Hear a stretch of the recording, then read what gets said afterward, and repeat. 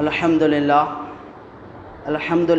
رب العالمین والصلاة والسلام علی سید الانبیاء والمرسلین وعلی آلہ والطاہرین والطاہرین اجمعین، اما بعد فاعوذ باللہ من الشیطان الرجیم، بسم اللہ الرحمن الرحیم، اقرأ باسم ربک الذی خلق، صدق اللہ العظیم۔ ان اللہ وملائکتہ یصلون علی النبی یا ایھا الذین آمنوا صلوا علیہ وسلموا تسلیما، اللہم صل علی سیدنا مولانا محمد وعلی آلہ وصحبہ وبارک وسلم۔ اللہ تبارک و تعالیٰ کا شکر ہے کہ اللہ تبارک و تعالیٰ نے ماہ رمضان کے اس مبارک مہینے میں پھر سے ہمیں یہاں پر مسجد میں جمع ہونے اور قرآن پاک کی تفسیر اور اس کے خلاصے کو سماعت کرنے کی توفیق عطا فرمائی۔ آج کا یہ ہمارا درس سورۃ الفاتحہ سے ہوگا۔ میں بغیر زیادہ تمہید باندھے یا خلاصے میں جائے مختصر انداز میں انشاءاللہ گفتگو ہوگی اور مختصر وقت میں ہوگی، اور علی جناب عبدالرحمن صاحب نے خواہش ظاہر کی کہ جو یہ تفسیر ہوتا ہے ہمارے مسجد میں تقریباً 4-5 سال سے مسلسل ہوتے آ رہا ہے، تو انہوں نے خواہش ظاہر کی کہ اس کو ریکارڈ کیا جائے اور سوشل میڈیا کے ذریعے اس کو عام کیا جائے۔ تو اس ضمن میں آپ بڑے ہی قابل مبارکباد ہیں کہ آپ نے یہ ذمہ لیا کہ اس کو ریکارڈ کر تمام دیگر لوگوں کو بھی اس سے استفادے کا موقع دیا جائے۔ بہرحال گفتگو کا آغاز ہوتا ہے سورۃ الفاتحہ سے۔ قرآن پاک کی یوں تو سب سے پہلی جو آیتیں نازل ہوئی تھی وہ سورۃ العلق کی تھی، اقرأ باسم ربک الذی خلق، لیکن تلاوت اور کتابت کے اعتبار سے قرآن پاک میں جو سب سے پہلا سورہ درج ہوا ہے وہ ہے سورۃ الفاتحہ۔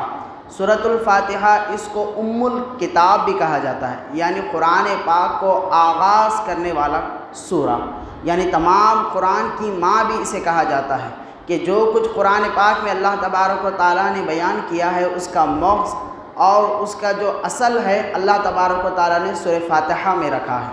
سورہ فاتحہ کا آغاز جو ہوتا ہے وہ اللہ تبارک و تعالیٰ کی تعریف سے ہوتا ہے کہ الحمدللہ رب العالمین، کہ تمام تعریفیں اس اللہ تبارک و تعالیٰ کے لیے ہے جو تمام جہانوں کا پالنہار ہے۔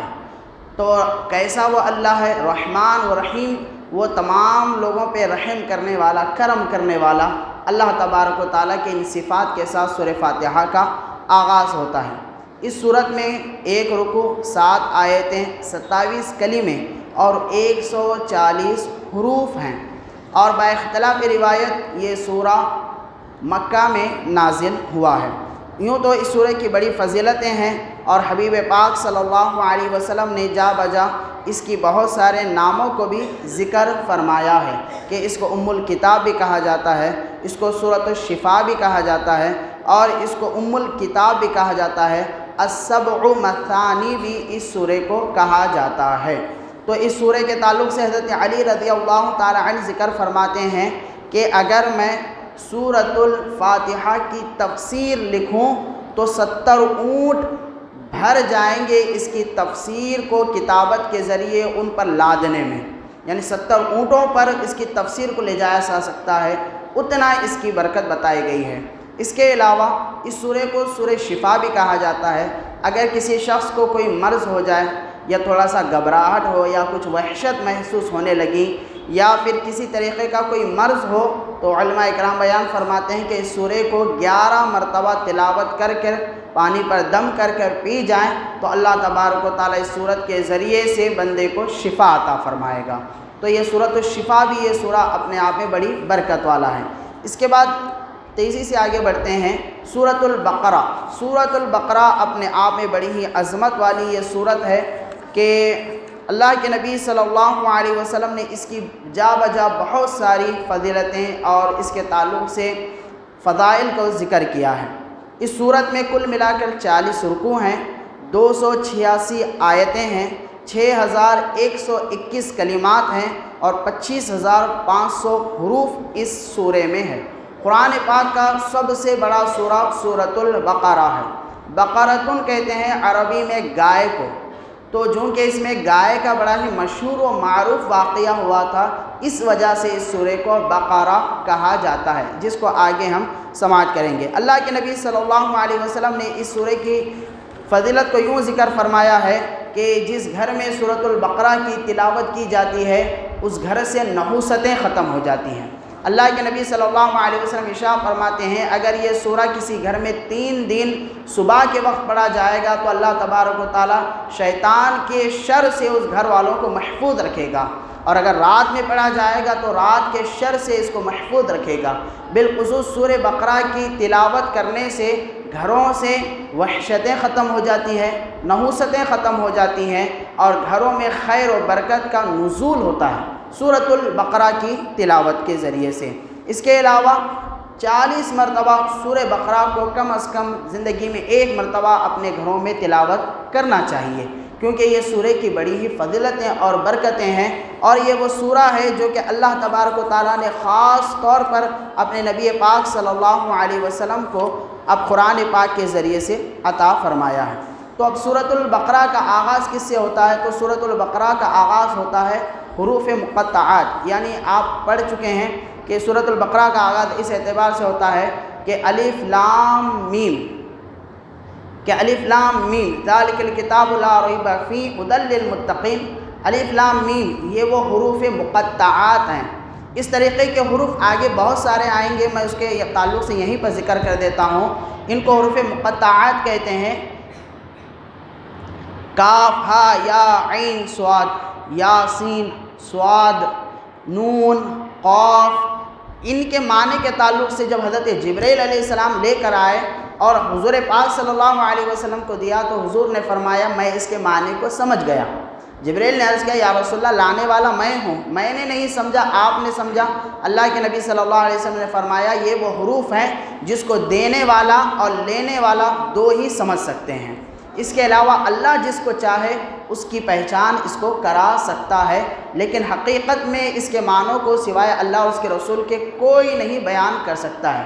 آخر یہ لفظ تھے کون سے؟ مفسرین اکرام بیان فرماتے ہیں دراصل یہ قرآن پاک کے وہ کی ورڈز تھے جس کو اللہ تبارک و تعالیٰ نے اپنے حبیب پاک صلی اللہ علیہ وسلم کو عطا فرمایا تھا۔ یہ وہ خزانوں کی کنجیاں تھیں جس کا راز اللہ تبارک و تعالیٰ نے جبرائیل پر بھی ظاہر نہیں کیا تھا۔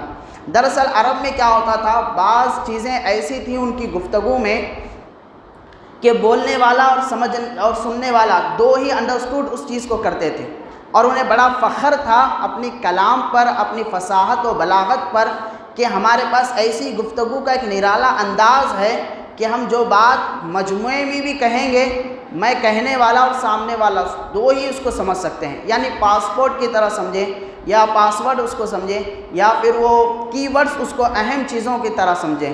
تو اللہ تبارک و تعالیٰ نے قرآن پاک میں ایسے ہی حروف کو نازل کر کے یہ بتایا ہے کہ اے عرب تم اپنی کلام پر اتنا ناز نہ کرو، بلکہ قرآن پاک میں بھی ہم نے کچھ ایسے الفاظ کو نازل کیا ہے جس کو نازل کرنے والا اور جس پر نازل کیا گیا ہے وہ دو ہی سمجھ سکتے ہیں۔ کیونکہ قرآن پاک عرب کی جو فصاحت و بلاغت تھی، اپنی زبان پہ انہیں بڑا ناز تھا کہ ہماری طرح کوئی عربی نہیں بول سکتا، ہماری طرح کوئی لینگویج نہیں ہو سکتی ہے، تو اللہ تبارک و تعالیٰ نے ان کے غرور و تکبر کو توڑنے کے لیے قرآن پاک کو نازل فرمایا ہے۔ بہرحال آگے بڑھتے ہیں۔ اس کے بعد اللہ تبارک و تعالیٰ نے ذکر فرمایا کہ ایمان والوں کے تعلق سے کہ ایمان والے کون ہوتے ہیں، تو اللہ پاک نے فرمایا کہ ایمان والے وہ ہوتے ہیں جو غیب پر ایمان لاتے ہیں۔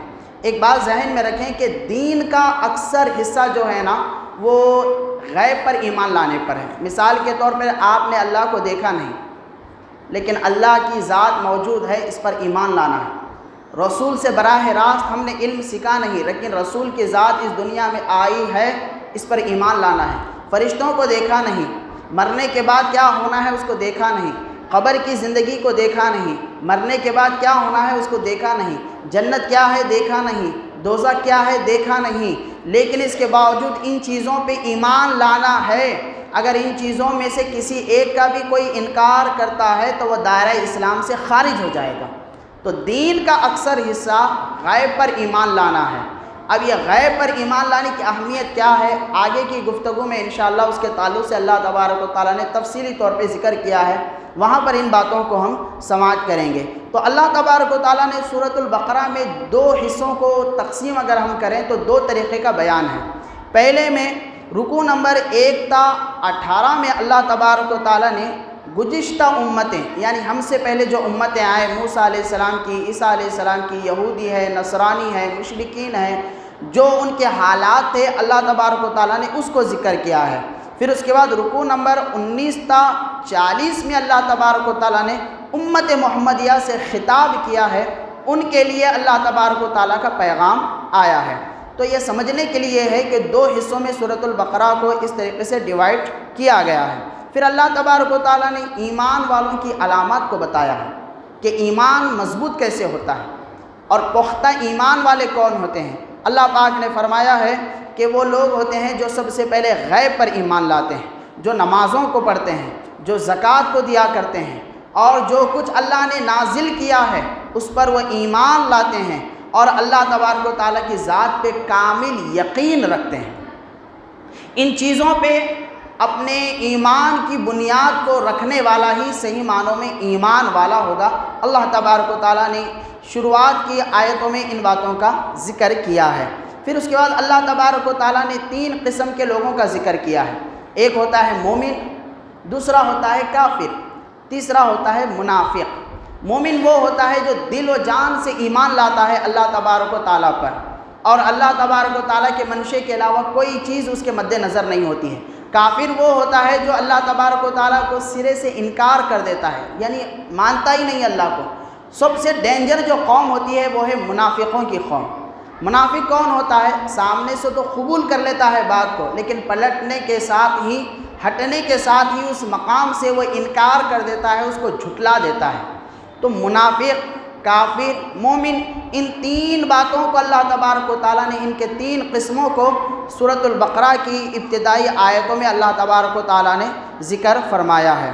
پھر اس کے بعد اللہ تبارک و تعالیٰ نے اپنی ربوبیت کا ذکر کیا ہے، اور اللہ تبارک و تعالیٰ نے اپنی عبادات اور اس بات کی طرف توجہ دلائی ہے کہ انسان کو یہ سمجھنا چاہیے کہ اس کو پیدا کس نے کیا ہے۔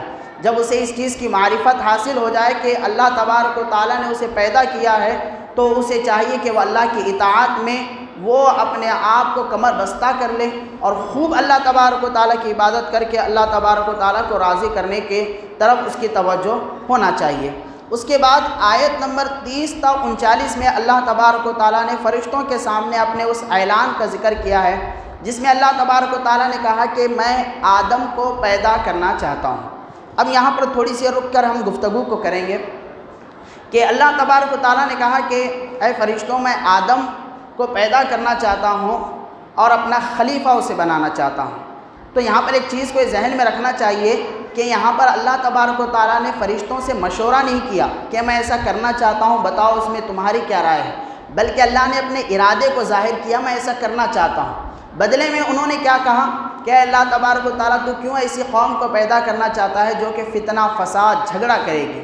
وجہ کیا تھی کہ انسان کے اس دنیا پر آنے سے پہلے یہاں پر بسیرا تھا جنات کا، اور جنات سے جن کی جنگ ہوئی تھی وہ تھے فرشتے، جو کہ جنات نے بھی اللہ تبارک و تعالیٰ کی اطاعت و فرما برداری کا وعدہ کیا تھا، لیکن دنیا میں آ کر اس سے مکر گئے، اور اللہ تبارک و تعالیٰ کا عذاب ان پر مسلط کیا گیا۔ تو ان کی حالت، ان کے احوال فرشتوں کے سامنے تھی، اس لیے انہوں نے کہا کیوں ایسی قوم کو پیدا کرنا چاہتا ہے؟ کیا ہم تیری عبادت کے لیے کافی نہیں، تیری اطاعت کے لیے کافی نہیں؟ تو اللہ تبارک و تعالیٰ نے کہا نہیں، جن چیزوں کو میں جانتا ہوں ان چیزوں کو تم نہیں جانتے ہو۔ اللہ کے نبی صلی اللہ علیہ وسلم حضرت آدم علیہ السلام کی تخلیق کا ذکر کرتے ہیں۔ سورۃ البقرہ کی ان آیات میں 30 تا 39 میں اللہ نے تھوڑا سا اس کا ذکر کیا ہے۔ مزید آگے جو صورتیں یا سورے آئیں گے یا پارے آئیں گے اس میں بھی تھوڑا تھوڑا اس کا ذکر ہے۔ اللہ کے نبی نے فرمایا کہ اللہ تبارک و تعالیٰ نے مٹی کو زمین سے اٹھایا، پھر اس کو گیلا کیا، پھر اس سے حضرت آدم علیہ السلام کے پتلے کو بنایا، پھر اس غارے کو اللہ تبارک و تعالیٰ نے چھوڑ دیا یہاں تک کہ وہ سوکھ کر اس میں سے آواز آنے لگی۔ شروعات میں فرشتے جب حضرت آدم علیہ السلام کے پتلے کے قریب جاتے تو دیکھ کر ڈرنے لگتے کہ آخر ایسی کون سی مخلوق ہے جس کو اللہ نے پیدا کیا ہے، جو کہ اس اعتبار سے ایک نئے انداز میں ہے، کیونکہ اللہ تبارک و تعالیٰ نے فرشتوں کو نور سے پیدا کیا اور جنات کو، شیاطین کو اللہ نے آگ سے پیدا کیا۔ یہ ایک ایسی مخلوق تھی جو کہ مٹی سے پیدا ہونے والی تھی، تو فرشتے ڈرتے تھے۔ اب شیطان کو بڑا کانفیڈنس تھا، تو شیطان جو کہ اپنے آپ میں علم والا تقوی والا تھا اس وقت تک، تو وہ حضرت آدم علیہ السلام کے پتلے کے قریب آتا ہے، آواز کرتا ہے تو اس میں سے کھنکھناٹ کی آواز آتی ہے، تو فرشتوں کو اطمینان دلاتا ہے کہ ڈرو نہیں، یہ بس ایک پتلا ہے۔ پھر اللہ تبارک و تعالیٰ نے جب چاہا اپنے خاص روح کو حضرت آدم علیہ السلام کے جسم میں ڈال دیا، تو سب سے پہلے حضرت آدم علیہ السلام کے روح میں جب جسم آئی تو آنکھ کھلتی ہے اور نتنوں میں حرکت ہونے لگتی ہے، اور اس کے ساتھ ہی چھینک آ جاتی ہے حضرت آدم علیہ السلام کو، جس پر وہ الحمدللہ کہتے ہیں، بدلے میں اللہ تبارک و تعالیٰ یرحمک اللہ کہہ کر ان پر اپنے جانب سے رحمت کو بھیجتا ہے۔ بہرحال اس کے بعد اللہ تبارک و تعالیٰ کے سامنے فرشتے تھے، ان کے سوالات تھے، ان کے شک و شبہات تھے، تو اللہ تبارک و تعالیٰ نے کہا کہ دیکھو اے فرشتوں، یہ میرا خلیفہ ہے، چونکہ انہوں نے اعتراض کیا تھا، شک کیا تھا، تو اللہ تبارک و تعالیٰ نے کہا، ایک مرتبہ درود پاک پڑھ لیں، اللہم صلی علی سیدنا مولانا محمد وعلی آلہ وصحبہ افضل صلواتک وعدد معلوماتک وبارک وسلم۔ چونکہ انہوں نے اعتراض کیا تھا تو اللہ تبارک و تعالیٰ نے حضرت آدم علیہ السلام کو علم عطا کیا، اور علم کے ذریعے سے حضرت آدم علیہ السلام کو تمام فرشتوں پر فوقیت دی۔ میں تفصیل میں اس لیے نہیں جا رہا ہوں، کئی دفعہ آپ نے ان واقعات کو سنا ہے، جو نقطہ آپ کے سامنے میں لانا چاہ رہا ہوں وہ یہ ہے کہ اس کے بعد اللہ تبارک و تعالیٰ نے فرشتوں سے کہا کہ تم آدم علیہ السلام کو سجدہ کرو۔ اب یہ سجدہ کون سا تھا؟ یہ سجدہ تھا اپنی عاجزی و انکساری والا۔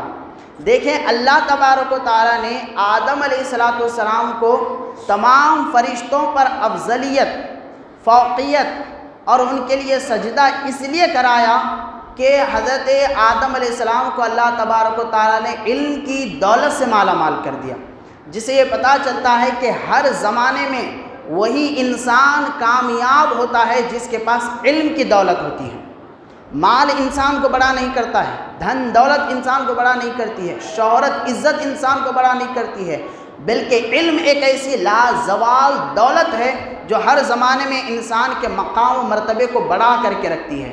تو آدم علیہ السلام پر فرشتوں نے جو سجدہ کیا اس کی وجہ یہ تھی کہ آپ کے پاس علم کی دولت تھی۔ اس کے بعد شیطان نے اس کو انکار کر دیا تو اللہ تبارک و تعالیٰ نے اس کے گلے میں لعنت توخ ڈال کر اس کو اپنی بارگاہ سے نکال دیا، ورنہ شیطان کا مقام اتنا بڑا تھا کہ اس کے پاس زمین و آسمان کے درمیان میں جو کچھ انتظامات ہوتے ہیں اس کی تمام ذمہ داری شیطان کے پاس تھی۔ اب شیطان بنا کیسا ہے اس کو بھی تھوڑا سا سمجھ لیں۔ اس میں دو باتیں ہیں۔ بعض لوگ کہتے ہیں کہ شیطان یہ فرشتوں میں سے ہی تھا۔ اللہ نے فرشتوں میں دو طریقے کے مخلوق کو پیدا کیا، ایک کو نور سے پیدا کیا، ایک کو آگ سے پیدا کیا۔ جو نور سے پیدا ہوئے ان کو کہا گیا فرشتے، جو آگ سے پیدا ہوئے اس کو کہا گیا ابلیس، جس کا اصل نام تھا عزازل، یعنی فرشتوں کی یہ ایک صفت تھی۔ بعض نے کہا نہیں، جس طریقے سے حضرت آدم علیہ السلام ابو البشر ہیں، تمام انسانیت کے باپ ہیں، اسی طرح سے ابلیس شیطان ابو الجن ہے، تمام جنوں کا باپ ہے۔ یعنی جنات میں سے جو بدماش اور جو بدتمیز اور جو شرارتی تھی قوم، اسی کو شیطان کہا جاتا ہے۔ تو دو باتیں اس میں ہیں، شیطان یا تو فرشتوں میں سے ہی نافرمان قوم میں سے تھا یا تو جنات میں سے وہ تھا۔ دو باتیں ہیں، لیکن اکثر علماء اکرام اس میں یہ بیان فرماتے ہیں کہ جنات میں ہی سے جو شریر قوم تھی اور جو ان کا سردار تھا جنات میں سے، وہی تھا جس نے آدم علیہ السلام کے سامنے سجدہ کرنے سے انکار کر دیا۔ تو جنات کی قوم کو ہی شیطان ابلیس کہا جاتا ہے۔ بہرحال جب اللہ تبارک و تعالیٰ نے اس کو نکال دیا، اس کے بعد حضرت آدم علیہ السلام کو اللہ نے جنت میں رکھا۔ جب حضرت آدم علیہ السلام جنت میں جاتے ہیں، اللہ نے پوری تفصیل کو ذکر کیا ہے، وہاں پر آرام کرتے ہیں، وہاں پر اللہ تبارک و تعالیٰ نے جنت کی بہاریں ان کے لیے رکھی۔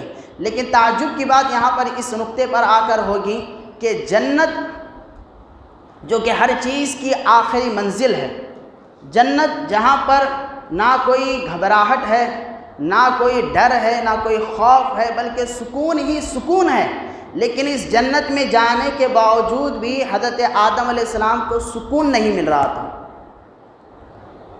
وہاں پر جانے کے بعد انہیں گھبراہٹ ہوتی تھی، اپنے آپ کو اکیلا محسوس کرتے تھے۔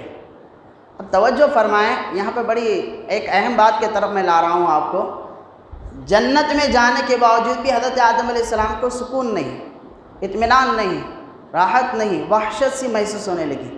تو ایک دن وہ سو جاتے ہیں تو اللہ تبارک و تعالیٰ ان کی پھسلی سے حضرت حوا علیہ السلام کو پیدا فرماتا ہے۔ جب حوا علیہ السلام پیدا ہوتے ہیں تو اللہ تبارک و تعالیٰ ان کے لیے حوا علیہ السلام کو منتخب کرتا ہے۔ فرشتے پوچھتے ہیں کہ اے آدم، ان کا نام کرن کرو، ان کا نام کیا رکھو گے؟ تو بولا کہ حضرت آدم علیہ السلام نے میں ان کا نام حوا رکھتا ہوں۔ کیوں؟ کیونکہ یہ زندے آدمی سے پیدا کیے گئے ہیں۔ توجہ فرمائیں، جب حوا علیہ السلام پیدا ہوئے تو جا کر حضرت آدم علیہ السلام کو جنت میں سکون ملنے لگا۔ پتہ کیا چلا؟ انسان کے پاس سب کچھ اگر ہوگا، مال، دولت، شہرت، لیکن اگر اس کے پاس اس کی بیوی نہیں ہے تو اس کو کبھی سکون ملنے والا نہیں ہے۔ اللہ نے عورت نام کی چیز کو اس لیے پیدا کیا ہے تاکہ اس سے آدمی کو سکون ملے۔ یہ وہ لڈو ہے جس کو کھانے کے بعد مزہ آنا ہی آنا ہے، ورنہ حضرت آدم علیہ السلام جنت میں جانے کے باوجود بھی سکون میں وہ نہیں تھے۔ اللہ نے ان کے سکون و راحت کے لیے حوا علیہ السلام سے انہوں نے پوچھا کہ تم کو اللہ نے کیوں پیدا کیا؟ تو حوا علیہ السلام نے کہا اللہ نے تمہارے سکون کے لیے مجھے پیدا کیا ہے۔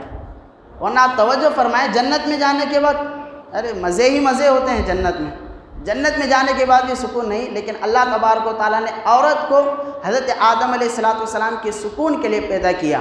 صرف یہاں پر یہ قرآن میں اللہ نے ذکر نہیں کیا، بلکہ یہ تمام لوگوں کے لیے پیغام ہے کہ جو ازواجی زندگی ہوتی ہے، میاں بیوی کا جو رشتہ ہوتا ہے، یہ ایک دوسرے کے لیے سکون و اطمینان و راحت کے لیے ہوتا ہے۔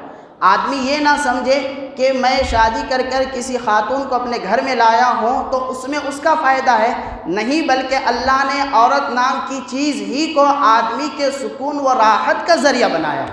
بے وفا تو آدمی ہوتا ہے۔ ایک بڑا مشہور ایک لطیفہ ہے کہ ایک شخص جس کی اہلیہ ٹیچر تھی، تو وہ روزانہ کیا کرتا تھا، اپنے اہلیہ کو گھر سے لے کر اسکول میں چھوڑنے کے لیے جاتا تھا یا بازار میں جاتا تھا۔ تو وہ آدمی کی عادت تھی کہ سامنے بیوی کو بٹھا کے جب جاتا تھا تو ڈرائیور سیٹ سے باہر نکلتا، جہاں پہ بھی پارک کرتا گاڑی، تو اپنی بیوی کا گیٹ خود کھولتا تھا۔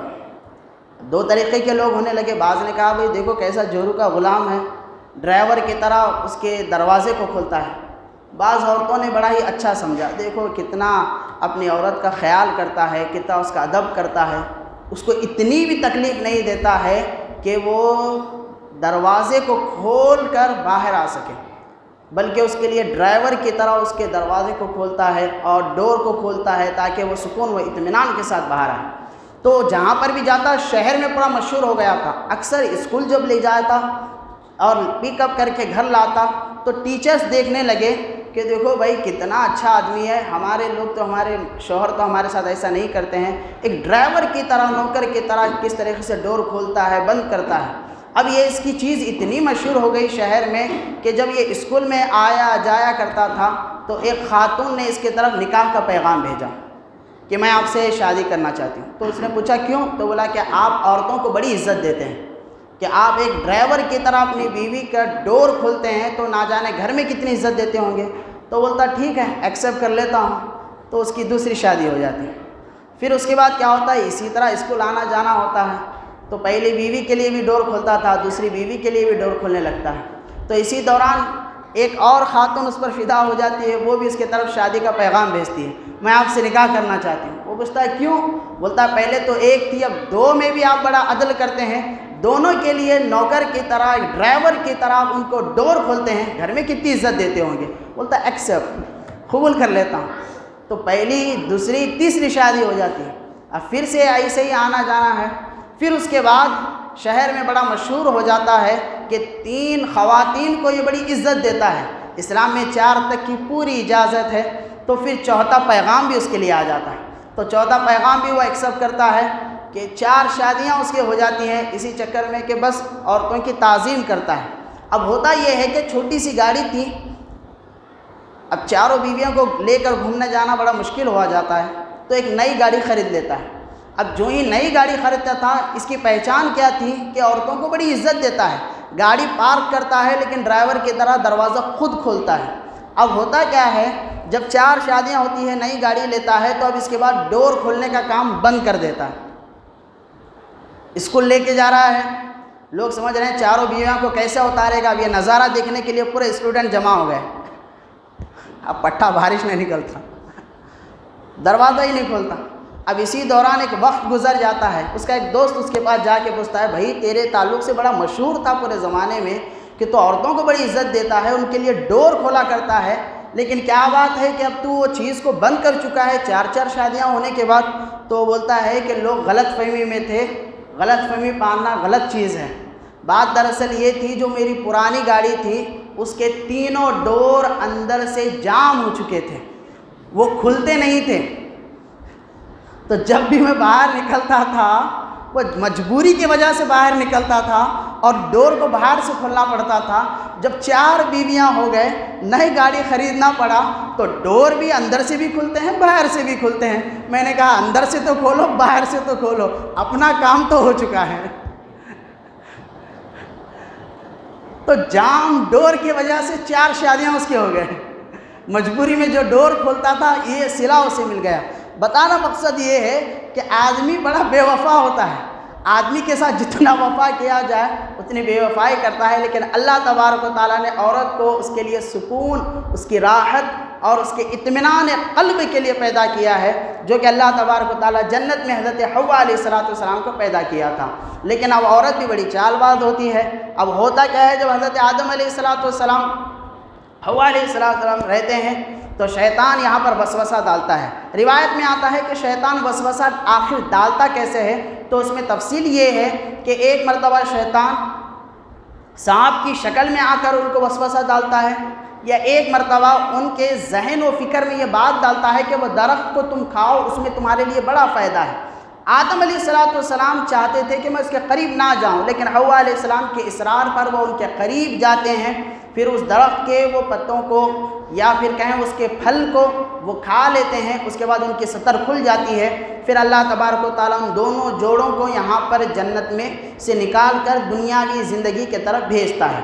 بہرحال اس واقعے سے یہ بتانا مقصود ہے کہ کوئی شخص یہ ذہن میں نہ رکھے کہ آدم علیہ السلام نبی ہو کر بھی غلطی کیے تھے، نہیں، بلکہ اس کو کہا جاتا ہے خطائے اجتہادی، یعنی تمام چیزوں کا علم رکھنے کے باوجود بھی ان سے جو خطا ہو گئی تھی اس پر بھی اللہ ان کو ثواب دینے والا ہے۔ یہ اللہ کی منشیت تھی کہ زندگی کو آگے بڑھانا تھا اور یہ کاروان جو انسانیت کا ہے آگے جانا تھا، اس وجہ سے اللہ تبارک و تعالیٰ نے ان تمام معاملات کو کیا۔ یہاں پر ایک عالم کی فضیلت بھی بتائی جاتی ہے کہ ایک عالم جس کے پاس ہر طریقے کا علم ہوتا ہے، اگر وہ عالم اپنے علم کی بنیاد پر کوئی مسئلے کو غلط بھی بتا دے گا تو بھی اللہ تبارک و تعالیٰ اس کو ایک ثواب دے گا، لیکن وہیں پر ایک جاہل جس کو قرآن و حدیث کا علم نہیں ہے، اگر وہ جہالت کی بنیاد پہ کوئی صحیح مسئلہ بھی بتا دے گا تو بھی اس کو گناہ ہے، کیونکہ صحیح مسئلہ بتانے کا حق اور صحیح علم کو بتانے کا حق اسی کو ہے جس کو عالم یا مفتی کہا جائے، جس کے پاس قرآن و حدیث کا علم ہو، کیونکہ اس کے خطا پر بھی اللہ اس کو ثواب عطا فرماتا ہے۔ یہ بخاری شریف کی حدیث پاک ہے۔ بہرحال اللہ تبارک و تعالیٰ نے سلسلے وار ان تمام چیزوں کا ذکر کیا۔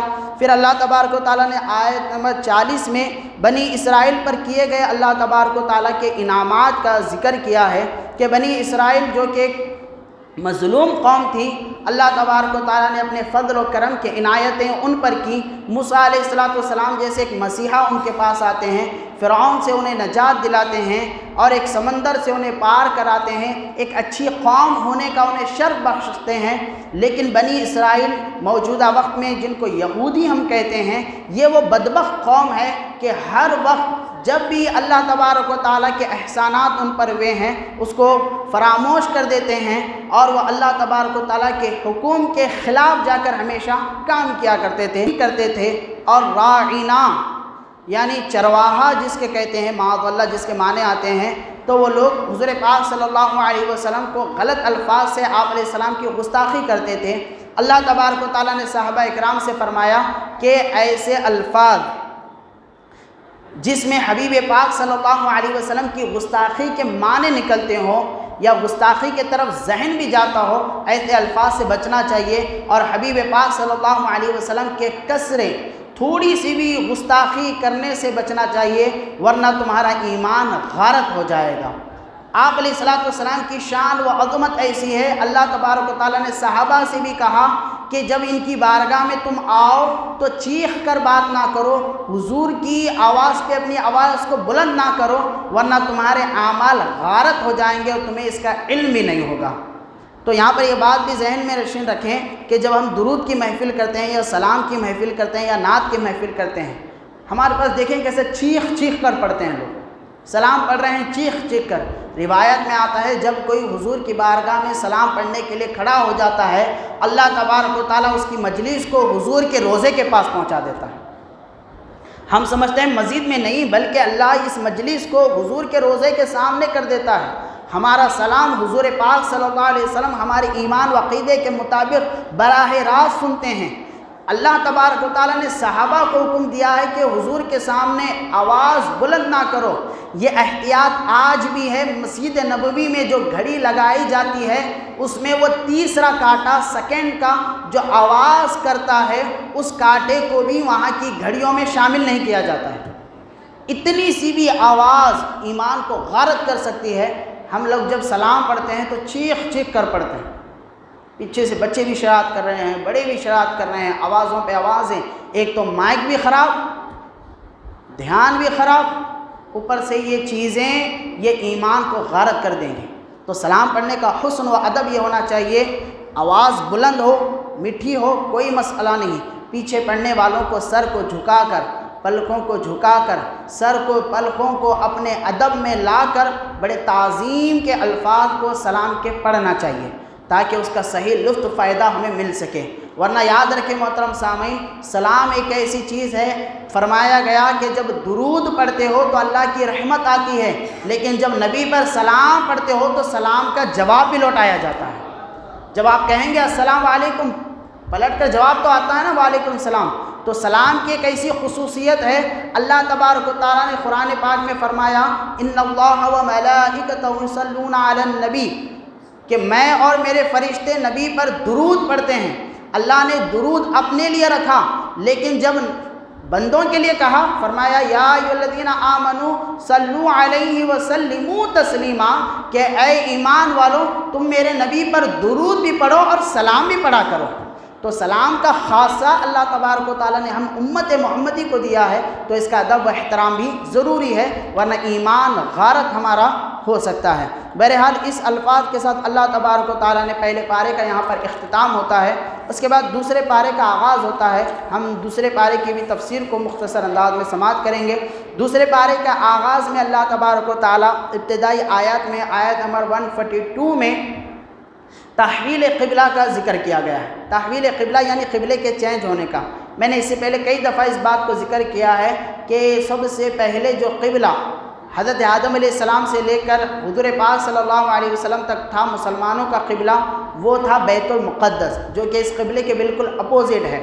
وہاں پر چہرہ کر کے نماز پڑھتے تھے، لیکن حضور پاک صلی اللہ علیہ وسلم کی دلی خواہش یہ تھی کہ ہمارا قبلہ بیت المقدس نہ ہو، بلکہ ہمارا قبلہ بیت اللہ یعنی اس جانب جہاں پر آج ہمارا موجودہ قبلہ ہے اس جانب ہو۔ شروعات میں یہ ہمارا قبلہ نہیں تھا۔ بہرحال مکے میں جب حضور ہوتے تو کعبۃ اللہ کے سامنے ایسے کھڑے ہو کر نماز پڑھتے کہ چہرہ کعبے کی طرف بھی ہوتا اور قبلہ بیت المقدس بھی بن جاتا۔ اتنی محبت حضور صلی اللہ علیہ وسلم کو اس قبلے سے تھی، کیونکہ یہ تو آپ علیہ الصلوۃ والسلام کی دلی خواہش تھی کہ کاش ہمارا قبلہ بدل جائے۔ اس کے بعد جب حضور صلی اللہ علیہ وسلم مدینہ پہنچتے ہیں تو مدینہ منورہ میں کم و بیش 17 یا 18 مہینے آپ علیہ الصلوۃ والسلام بیت المقدس کی طرف چہرہ کرتے ہیں، لیکن اس کے بعد ایک دن جب آپ علیہ الصلوۃ والسلام ظہر یا عصر کی نماز میں ہوتے ہیں تو اپنے چہرے کو بار بار اٹھاتے ہیں، تڑپ دل میں پیدا ہوتی ہے کاش ہمارا قبلہ بدل جائے۔ قرآن اس کو ذکر کرتا ہے قد نرى تقلب وجهك في السماء، کہ آپ علیہ الصلوۃ والسلام اپنے چہرے کو اٹھا اٹھا کر اللہ کی طرف دیکھ رہے تھے، قبلہ ہمارا بدل جائے، دلی خواہش آپ کی تھی۔ تو اللہ تبارک و تعالیٰ نے اپنے حبیب کی خواہش کو اس اعتبار سے پورا کیا کہ حالت نماز میں اللہ تبارک و تعالیٰ نے مسلمانوں کے قبلے کو بیت المقدس سے بدل کر کعبۃ اللہ کو بنا دیا۔ حضور پاک صلی اللہ علیہ وسلم حالت نماز میں 2 رکعت ہو چکے تھے، حالت نماز میں حضور صلی اللہ علیہ وسلم اپنے چہرے کو پھیرتے ہیں، پھیر کر اپنے چہرے کو کعبۃ اللہ کی طرف کر لیتے ہیں۔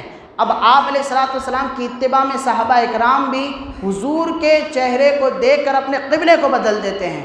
بعد میں صحابہ سے پوچھا گیا کہ قرآن تو حضور پر نازل ہوا تھا، حضور کو معلوم تھا کہ قبلہ بدل چکا ہے، حضور کا بدلنا تو معلوم ہوتا ہے، لیکن تم پر تو ابھی قرآن کی آیتیں نہیں بیان کی گئی تھیں، تم نے اپنا چہرہ کیوں بدلا؟ تو صحابہ اکرام کا جذبہ ایمانی اس الفاظ میں نکلتا ہے کہ قبلے کا بدلنا تو یہ منشاء خدا ہے، ہم صحابہ کا قبلہ تو وہی ہے جہاں پہ رخ مصطفیٰ ہے، جس طرف ان کا رخ ہو گیا اسی طرف مسلمانوں کا قبلہ بن گیا۔ اللہ تبارک و تعالیٰ نے جب قبلہ بدلا تو اس وقت بھی حضور کو چوائس دیا، یہ نہیں کہا کہ آپ کی خواہش کعبۃ اللہ ہے تو کعبۃ اللہ کی طرف ہو جائیے، بلکہ اللہ نے کہا کہ وَلِلَّهِ الْمَشْرِقُ وَالْمَغْرِبُ، مشرق، مغرب، جنوب، شمال، یہ تمام سمتیں اللہ کی طرف ہیں، جس طرف بھی آپ چہرہ پھیر دیں گے، چہرہ پھیرنا آپ کا نام ہے، قبلے کو تبدیل کرنا ہمارا کام ہے۔ اگر حضور اپنے قبلے چہرے کو اس طرف پھیر دے تو قبلہ ادھر ہی بن جاتا، اس طرف بدل دیتے تو قبلہ ادھر ہی بن جاتا، تو اختیار مصطفیٰ کو یہاں پر ذکر کیا گیا ہے۔ تو شروعات میں اللہ تبارک و تعالیٰ نے قبلے کے ذکر کا یہاں پر بیان کیا ہے۔ اس کے بعد آیت نمبر 151 میں اللہ تبارک و تعالیٰ نے حضرت ابراہیم علیہ السلام اور حضرت اسماعیل علیہ السلام کی اس مشہور دعا کا ذکر کیا ہے، جس میں انہوں نے کعبۃ اللہ کی تعمیر کی اور اس کے لیے اپنے تمام تر، ایک مرتبہ درود پاک پڑھ لیں، اللہم صلی علی سیدنا مولانا محمد وعلی آلہ وصحبہ افضل صلواتک وعدد معلوماتک وبارک وسلم۔ پھر اللہ تبارک و تعالیٰ ارشاد فرماتا ہے فاذکرونی اذکرکم واشکروا لی ولا تکفرون، کہ تم مجھے یاد کرو میں تمہیں یاد کروں گا، تم میرا شکر بجا لاؤ، ناشکری نہ کرو۔ اس آیت پاک میں اللہ تبارک و تعالیٰ نے اپنے ذکر کی یہاں پر تعلیم و تلقین عطا فرمائی ہے۔ یاد رکھیں محترم سامعین، وہ دل زندہ ہوتا ہے جس میں ذکر الہی مشغول ہوتا ہے۔ ذکر الہی ایک ایسا ورد ہے جو زندگی اور زندہ دلی کا سب سے بڑا ثبوت ہے۔ اگر انسان کے زندگی میں ذکر نام کی چیز نہیں ہے تو یاد رکھیں وہ انسان زندی لاش کی طرح ہے۔ اللہ تبارک و تعالیٰ کا ذکر انسان کے دلوں کو جلا بخشتا ہے۔ اللہ تبارک و تعالیٰ کا نام، اللہ تبارک و تعالیٰ کا ذکر انسان کی زندگی کی بقا کی ضمانت بنا کرتی ہے۔ تو اللہ کا ذکر اور اللہ کا نام یہ انسان کو اللہ تبارک و تعالیٰ کے قرب میں پہنچاتا ہے۔ اللہ تبارک و تعالیٰ فرماتا ہے کہ اگر تم میرے ذکر کے ساتھ میرے طرف 1 قدم بڑھاتے ہو میں تمہارے جانب 10 قدم بڑھاتا ہوں۔ تو ذکر میں سب سے افضل ذکر ہے لا الہ الا اللہ محمد الرسول اللہ صلی اللہ علیہ وسلم۔ قرآن پاک کی تلاوت ہے، اللہ اکبر کا ہے، الحمدللہ ہے، سبحان اللہ ہے۔ یہ وہ اذکار ہیں کہ صبح و شام بالخصوص ماہ رمضان کے مہینے میں ہمیں اس کی ذکر اور اس کی تلاوت کثرت کے ساتھ کرنی چاہیے۔ اس کے بعد آگے بڑھتے ہیں۔ اللہ تبارک و تعالیٰ نے آیت نمبر 153 سے 157 میں اللہ تبارک و تعالیٰ نے بندے کے اوپر آنے والی آزمائشوں کا ذکر کیا ہے کہ بندہ یہ نہ سمجھے کہ بس اس کو پیدا کیا گیا بس یوں ہی اس کو چھوڑا گیا، بلکہ اللہ تبارک و تعالیٰ فرماتا ہے کہ الذین اذا اصابتہم مصیبت قالوا انا للہ و انا الیہ راجعون، کہ اس پہ طرح طرح کی مصیبتیں بھی آئیں گی، بھوک کے ذریعے سے، اولاد کی کمی کے ذریعے سے اللہ تبارک و تعالیٰ اس کی آزمائش کرتے رہے گا۔ پھر اس کے بعد اللہ تبارک و تعالیٰ آیت نمبر 158 میں حج کے متعلق ذکر کرتے ہوئے صفا و مروہ کا ذکر فرماتا ہے کہ ان الصفا والمروہ من شعائر اللہ، کہ بے شک صفا و مروہ کی پہاڑیاں اللہ تبارک و تعالیٰ کی نشانیوں میں سے ہے۔ صفا و مروہ وہ تھی جہاں پر حضرت اسماعیل علیہ السلام کی والدہ محترمہ نے دوڑ لگائی تھی، جس کی وجہ سے اللہ تبارک و تعالیٰ نے اس کو اپنی نشانیوں میں شامل کیا تھا۔ پھر اس کے بعد اللہ تبارک و تعالیٰ نے 4 چیزوں کو حرام ہونے کا ذکر فرمایا ہے۔ نمبر 1 وہ مردار، یعنی وہ حلال جانور جو کہ خود سے مر چکا ہو، جس کو مردار کہا جاتا ہے، اس کا کھانا حرام ہے۔ اسی کے ساتھ ساتھ خون کا پینا یہ حرام ہے۔ اسی کے ساتھ ساتھ خنزیر، اس کو کھانا یہ حرام ہے۔ اسی طرح وہ جانور جس پر ذبح کے وقت اللہ کا نام نہیں لیا جاتا ہے اس کو کھانا بھی حرام ہے۔ 4 چیزیں حرام ہے، اس کا ذکر کیا گیا ہے: مردار کا، خون کا، خنزیر کا، وہ جانور جو ذبح کے وقت اللہ کا نام جس پر نہیں لیا جاتا ہے اس کا کھانا حرام ہے۔ تو یہاں پر ان 3 چیزوں میں 4 چیزوں میں بڑا ہی احتیاط کرنا پڑتا ہے۔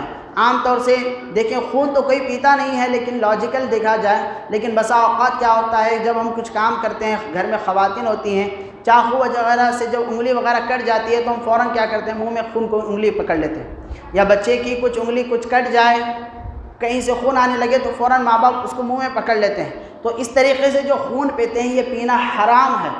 حرام کا ایک لقمہ بھی جب پیٹ میں جائے گا اللہ تبارک و تعالیٰ 40 دن کی عبادتوں کو قبول نہیں فرمائے گا۔ تو حرام وہ چیز ہے جسے بچنا ہر ایک کے اوپر لازم ہے۔ اس کے علاوہ وہ جانور جس پر ذبح کے وقت اللہ کا نام نہیں لیا جاتا ہے اس کا کھانا بھی حرام ہے۔ یہاں پر یہ بات ذہن نشین کر لیں کہ بہت سارے لوگ غلط فہمی کا اس معاملے میں شکار ہوتے ہیں، جیسے نذر و نیاز ہم کرتے ہیں، غوث پاک کی کرتے ہیں، غریب نواز کی کرتے ہیں، 11ویں وغیرہ نیاز کرتے ہیں۔ بہت سارے لوگ ایسے گاؤں دیہات میں ہوتے ہیں کہ ذبح کرتے وقت کہتے ہیں بھائی کہ غوث پاک کے نام سے کاٹو، غریب نواز کے نام سے کاٹو۔ تو جس کو علم نہیں ہوتا ہے شاید وہ اس اعتبار سے ذبح کرنے کو صحیح سمجھتا ہوگا۔ یاد رکھیں 11ویں کا بکرا ہے، فلاں نیاز کا بکرا ہے، 10ویں کا ہے، 20ویں کا ہے، ایسا نام رکھنے سے وہ چیز حرام نہیں ہو جاتی ہے۔ حرام کوئی بھی چیز اس وقت ہوتی ہے جب آپ ذبح کر رہے ہیں، کہہ رہے ہیں غوث پاک کے نام سے، تو وہ چیز حرام ہو جائے گی۔ رسول اللہ کے نام سے کہہ کر ذبح کر رہے ہیں، وہ چیز حرام ہو جائے گی۔ نام رکھنے سے حرام نہیں ہوتی ہے، کاٹتے وقت نام لینے سے وہ چیز حرام ہوتی ہے۔ چاہے 11ویں کا بکرا ہو، چاہے عید کا بکرا ہو، چاہے کسی بھی وقت کسی بھی فنکشن کے لیے کوئی جانور ذبح کر رہے ہو، یاد رکھیں ایک ہی نام سے کاٹنا ہے، وہ ہے بسم اللہ اللہ اکبر۔ اس کے علاوہ کوئی نام لے کر اگر کوئی کاٹتا ہے تو اس اعتبار سے وہ جانور اس کے لیے کھانا حرام ہو جاتا ہے۔ لیکن نام رکھنے سے کہ 11ویں کا ہے، بقرعید کا ہے، یا فلاں فلاں فنکشن کا ہے، ایسا کہنے سے وہ چیز حرام نہیں ہو جاتی ہے۔ بہرحال اس کے بعد آگے بڑھتے ہیں۔ پھر اللہ تبارک و تعالیٰ نے آیت نمبر 183 میں روزوں کے تعلق سے فرمایا ہے کہ ہم نے روزے تم پر فرض کیے ہیں جیسے کہ تم سے پہلے بھی لوگوں پر فرض کیے گئے تھے تاکہ تم تقویٰ اور پرہیزگار والے بنو۔ روزوں کے تعلق سے کئی دفعہ ہم نے تفصیل کے ساتھ ذکر کیے ہیں، اور کئی مرتبہ اس کے تعلق سے ہم نے بیان میں بھی سنا ہے کہ اللہ کے نبی صلی اللہ علیہ وسلم نے ارشاد فرمایا ہے کہ الصوم جنہ، کہ روزہ تمہارے لیے جہنم کی ڈھال ہے، اور فرمایا کہ الصوم لی وانا اجزی بھی، کہ اللہ نے فرمایا کہ روزہ میرے لیے ہے، میں خود اس کا تمہیں بدلہ دینے والا ہوں۔ تو روزوں کی فضیلت اس اعتبار سے پھر اللہ تبارک و تعالیٰ نے آگے رمضان مبارک کے تعلق سے فرمایا ہے کہ رمضان کے دن کے روزے ہمارے پر فرض ہیں۔ پھر رات میں جو مہلتیں آئی ہیں مفسرین اکرام نے اس کو یہاں پر ذکر کیا ہے۔ پھر اس کے بعد آگے بڑھتے ہیں کہ اللہ تبارک و تعالیٰ نے حق و باطل کے لیے جہاد کے تعلق سے یہاں پر ذکر کیا ہے۔ آیت نمبر 193 میں اللہ تبارک و تعالیٰ نے جہاد کی اہمیت کو بتایا ہے۔ ایک بات ذہن میں رکھیں کہ جہاد ہوتا ہے اسلام کی دفاع کے لیے۔ اللہ کے نبی صلی اللہ علیہ وسلم نے اسی وقت جہاد کرنے کا حکم دیا ہے جب کوئی تمہارے دین میں تم کو نقصان پہنچانے کی کوشش کرے۔ جو تلوار اٹھائی گئی ہے اسلام میں وہ اسلام کی دفاع میں ہے، ورنہ آپ اس چیز پہ غور کریں، حضور صلی اللہ علیہ وسلم اعلان نبوت کے بعد کم و پیش 13 سال تک مکے میں رہے۔ حضور پر کیسی نہیں زیادتیاں ہوئی۔ آپ علیہ السلام نماز میں ہوتے تو آپ علیہ السلام پر وجڑی ڈالی جاتی، گندگی ڈالی جاتی۔ آپ علیہ السلام جب راستے سے نماز کے لیے جاتے تو کانٹے بچھائے جاتے۔ ذہنی اعتبار سے، فزیکلی، مینٹلی، ہر اعتبار سے آپ علیہ السلام کو پریشان کیا گیا، لیکن اللہ کے نبی نے وہاں پر صبر کیا، نہ تلوار اٹھائے، نہ الفاظ سے کوئی برا کہا، نہ پتھر اٹھایا، بلکہ صبر کیا، جسے یہ پتہ چلتا ہے کہ اسلام حملہ کرنے کا حکم نہیں دیتا ہے، پہلے صبر کا حکم دیتا ہے۔ لیکن جب حضور صلی اللہ علیہ وسلم مکے سے نکل کر مدینہ تشریف لائے اور جب ان کی زیادتیاں بڑھنے لگی، اب اللہ تبارک و تعالیٰ نے دفاع کے لیے تلوار اٹھانے کا حکم دیا ہے۔ تو بہرحال ایک جہاد کا ایک بڑا چیپٹر ہے، تھوڑے سے وقت میں ان تمام باتوں کو یہاں پر ہم بیان کریں یہ ممکن نہیں ہے، لیکن اتنا سمجھنا ہے کہ جہاد دفاع میں ہوتا ہے، نہ کہ کسی بھی ملک کو فتح کرنے کے لیے یا ظلم و زیادتیوں کے لیے کیا جاتا ہے۔ پھر اللہ تبارک و تعالیٰ نے آیت نمبر 196 میں حج و عمرہ کے مسائل کو بیان کیا ہے۔ پھر اللہ تبارک و تعالیٰ نے آگے 213 آیت نمبر 213 میں تمام لوگوں سے یہ بیان فرمایا ہے کہ تمام لوگ اصل کے اعتبار سے ایک تھے۔ پھر اللہ تبارک و تعالیٰ نے نظام رسالت قائم فرمایا، ہر دور کے لوگوں کے لیے کتاب ہدایت نازل کی۔ اس کے بعد انسانیت کو دو گروہ میں بٹ گئی ہے، ایک ہے اہل حق یعنی انبیاء علیہ السلام کے پیروکار، دوسرے ہے اہل باطل جو کہ شیطان اور نفس کے خواہشات کے پیروکار ہوا کرتے ہیں۔ یعنی اللہ تبارک و تعالیٰ نے پیدا تو سب کو ایک ہی پیدا کیا ہے، ایک اصل کے اعتبار سے، لیکن جن کی جیسی خواہشات جو انبیاء علیہ السلام کے راستے پر تھے وہ حق بنے، جو ان سے ہٹ گئے وہ جا کر اس کے بعد شیطان کے پیروکار بنے۔ اسی طرح دوسرے پارے کے پورے اختتام پر اللہ تبارک و تعالیٰ نے طالوت اور جالوت نامی دو لوگوں کے واقعے کو ذکر کیا ہے۔ اس کے بعد ہمارے آج کی تفسیر کا یہ سیشن یہیں پر ختم ہوگا کہ اللہ تبارک و تعالیٰ نے دوسرے پارے کے اینڈ پر پورے اختتام پر ایک واقعے کو ذکر کیا ہے کہ طالوت اور طالوت جو تھے یہ اللہ تبارک و تعالیٰ سے منتخب کیے ہوئے ایک مقرب بندے تھے۔ جالوت جو تھا ایک جابر بادشاہ تھا۔ موسیٰ علیہ السلام کی قوم جو کہ بنی اسرائیل تھی وہ پریشان تھی کہ ان کو ان کے ملک سے نکالا گیا تھا، تو وہ کیا کرتے ہیں اپنے نبی کے پاس جاتے ہیں، حضرت شمویل علیہ السلام کے پاس، اور کہتے ہیں کہ آپ اللہ تبارک و تعالیٰ سے دعا کریں کہ ہمارے لیے کوئی ایک ایسا بادشاہ وہ بھیجے تاکہ اس کی لیڈرشپ میں ہم اپنا کھویا ہوا مقام و مرتبہ پائیں، کہ جو بادشاہ جالوت نے ہمیں اپنے ملک سے نکالا ہے، در بدر کر دیا ہے، ہم اپنا مقام پانا چاہتے ہیں تو ہمارے لیے کوئی بادشاہ مقرر کریں۔ بات دراصل یہ تھی کہ موسیٰ علیہ السلام کی یہ قوم ہر زمانے میں عروج پر تھی، کیونکہ ان کے پاس تھا تابوت سکینہ۔ تابوت سکینہ کیا تھا؟ جس میں موسیٰ علیہ السلام کے تبرکات تھے اور ان کے بھائی ہارون علیہ السلام کے تبرکات تھے، دیگر انبیاء علیہ السلام کی مقدس چیزیں اس میں تھیں۔ تابوت سکینہ یہ وہ چیز تھی کہ یہ لوگ ہر جنگ میں تابوت کو اپنے سامنے رکھا کرتے تھے، جب جنگ ہوتی تو سامنے رکھ کر اس کے تعلق سے اللہ تبارک و تعالیٰ سے دعا مانگتے، تو تابوت سکینہ کی وجہ سے اللہ تبارک و تعالیٰ انہیں فتح عطا فرماتا۔ اب یہ تابوت سکینہ یہ ایسی چیز تھی جو کہ ان کے لیے ایک طرِ امتیاز تھا، لیکن یہ تابوت سکینہ قوم عمالقہ ان سے چھین کر لے جاتی ہے تو یہ لوگ بڑے پریشان ہوتے ہیں۔ تو حضرت شمویل علیہ السلام کہتے ہیں ٹھیک ہے میں اللہ سے دعا کروں گا، اللہ تمہارے لیے کوئی ایک لیڈر کو بھیج دے۔ تو اللہ تبارک و تعالیٰ حضرت طالوت کا انتخاب کرتا ہے۔ اب حضرت طالوت جو ہوتے ہیں بڑے ہی غریب گھر سے ہوتے ہیں، مال و دولت کے اعتبار سے بھی بڑے محتاج ہوتے ہیں، لیکن اللہ تبارک و تعالیٰ انتخاب کر دیتا ہے ان کے لیے۔ تو اس کے بعد حضرت شمویل علیہ السلام ایک دن اپنے باورچی خانے گھر میں ہوتے ہیں، اللہ نشانی بناتا ہے کہ اگر جب تمہارا لیڈر، تمہارا قوم کا سردار تمہارے پاس آئے گا تو تمہارے پاس رکھا ہوا جو تیل ہوگا وہ تیل جنبش کرنے لگے گا، وہ جھومنے لگے گا ان کی آمد کی وجہ سے۔ تو ایک مرتبہ حضرت طالوت کیا کرتے ہیں اپنے جانوروں کو ڈھونڈتے ڈھونڈتے اس نبی کے گھر میں داخل ہوتے ہیں، جس کی وجہ سے وہ تیل جنبش کرنے لگتا ہے، اور اس میں جب آوازیں اور جوش پیدا ہونے لگتی ہے تو وہ نبی سمجھ جاتے ہیں کہ یہ وہ طالوت ہیں جس کو اللہ تبارک و تعالیٰ نے ہمارے لیے سردار بنایا ہے۔ اب اس کا ہاتھ وہ پکڑتے ہیں، قوم کے سامنے لے جاتے ہیں اور کہتے ہیں یہ وہ تمہارا قوم کا لیڈر ہے، سردار ہے، حاکم ہے، بادشاہ ہے، جس کی لیڈرشپ میں تم چاہو تو جنگ کر سکتے ہو، اپنا کھویا ہوا مقام و مرتبہ پا سکتے ہو۔ لیکن قوم یہاں پہ پلٹ جاتی ہے اور کہتی ہے کہ یہ جو طالوت ہیں یہ تو بڑے غریب ہیں، ہم مالدار لوگ ہیں، عزت والے لوگ ہیں، شہرت والے لوگ ہیں، ایک غریب آدمی کیسا ہمارا لیڈر بن سکتا ہوگا، ہمارا بادشاہ بن سکتا ہوگا۔ اللہ تبارک و تعالیٰ یہاں پر لیڈر کی کوالٹی کو بتاتا ہے، کیونکہ فی الحال پورا سیزن جو چل رہا ہے گلبرگہ میں لیڈروں کا ہی چل رہا ہے، تو لیڈر کی کوالٹی کیا ہونی چاہیے اس کو سمجھتے چلیے کہ وہ غریب تھے، پیسہ نہیں تھا زیادہ دینے کے لیے، اور خاندان گھرانہ بھی بڑا بیکورڈ آپ کا تھا، جانوروں کو چرایا وہ کرتے تھے۔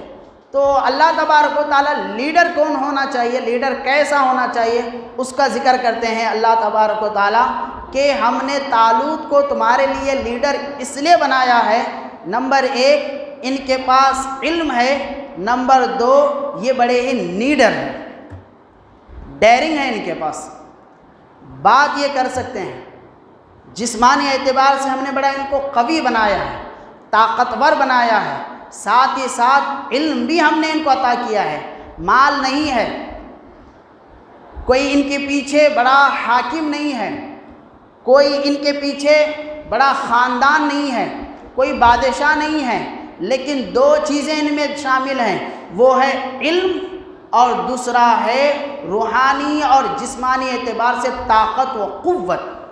لیڈر کی پہچان جو ہوتی ہے وہ یہ ہوتی ہے کہ وہ سب سے پہلے علم والا ہو۔ 12ویں پاس کو لیڈر بنا لیں گے تو پورا خاندان، پورا ملک پریشان ہو جائیں گے۔ تو لیڈر کی پہچان یہ ہونی چاہیے کہ اس کے پاس ہونی چاہیے علم، اس کے پاس ہونا چاہیے ہر طریقے کی بات کو سمجھنے کا ہنر، اس کے پاس ہونی چاہیے ہر چیز کو سمجھنے کا فہم، اور دوسری بات لیڈر کی کوالٹی یہ ہونی چاہیے کہ وہ نیڈر ہونا چاہیے، کسی بھی ٹاپک پر، کسی بھی مدعے پر، کسی بھی چیز پر بے باکی سے اپنی آواز رکھنے والا ہونا چاہیے۔ تو یہ لیڈر کی 2 کوالٹی قرآن میں اللہ تعالیٰ نے بیان کی ہیں۔ اب یہ 2 کوالٹی میں جو آپ کو ملے اس کو لیڈر چن لیں۔ تو بہرحال اللہ تبارک و تعالیٰ نے ان 2 چیزوں کا ذکر کیا، تو نبی ذکر کر دیتے ہیں، تو اس بنیاد پہ بھی وہ لوگ نہیں مانتے ہیں، قوم جلدی نہیں مانتی ہے، تو وہ قوم کہتی ہے نہیں بہت چیزیں ہوں گے ان کے پاس لیکن ہم مانیں گے نہیں، کوئی کرشمہ اگر ہو جائے تو مان لیں گے۔ تو نبی کہتے ہیں کہ کرشمہ یہ ہوگا کہ جو تمہاری کھوئی ہوئی چیز ہے، تابوت سکینہ جس کو تم تلاش کر رہے ہو، جو کہ قوم عمالقہ لے کے گئی ہے، وہ خود بخود تمہارے پاس آئے گی۔